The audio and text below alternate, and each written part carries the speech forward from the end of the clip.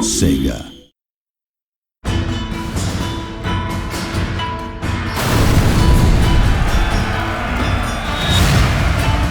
Set during the 19th century, The Fall of the Samurai offers a largely different gaming experience to the original Total War Shogun 2. It's full of explosives, pyrotechnics, it's got lots of fun new units like torpedo ships and Gatling guns. Ships explode left and right, get armor-penetrating shells. We have this huge clash between the modern and the traditional. Effectively, this is a war for the soul of Japan in the modern world.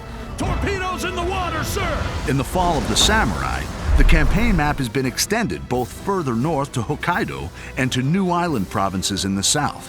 Ultimately, at the end of the Boshin War, the shogunate forces were chased by the imperial forces into Hokkaido, forming the Izo Republic, which was kind of the last stand of the shogunate forces. The campaign map has been reimagined to reflect the new time period, with steam railways making their first appearance in a Total War game. Developing a rail network allows swift movement of troops and agents. You know, if you've got a Gatling gun factory, say, in one province at the end of the railway line, you know, within a turn, you can get him right where he's needed at the front line.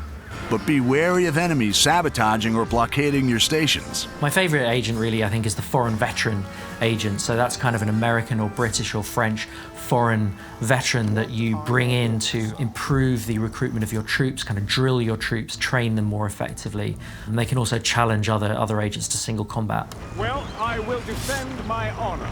The American, British, and French nations play an important part in the struggle for victory. Japan was rich in natural resources and obviously trade opportunity. The Americans were very keen on tapping this potential. You know, a bunch of Americans turn up and say, you will trade with us, and back it up with some gunboats.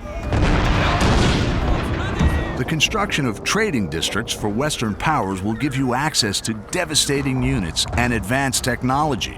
The Industrial Revolution and the Enlightenment that took many, many decades in the West gets condensed into 2 or 3 or 4 short decades in Japan.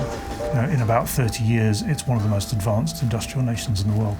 Instead of having to rely on expert swordsmen and people who you have very few of, you can train anybody to fire a Gatling gun. But the cost of modernization is great. You know, modernization means mechanized factories. It means the breakdown of traditional social values and social connections. Industrial development can breed discontent in the people and reduces the effectiveness of traditional weapons and units, such as samurai. A lot of people became more and more angry with what they saw as increasing foreign domination. If modernization, unhappiness becomes too much of a big issue, a region can suffer a samurai rebellion, which was something that actually happened in the 1870s, where a bunch of disgruntled samurai decided that all this westernization was no good and rose up against their masters. I thought it was quite nice.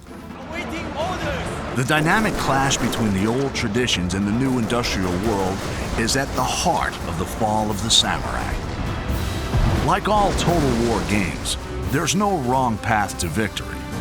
Make your own choices, build your legacy, triumph, and dominate Japan.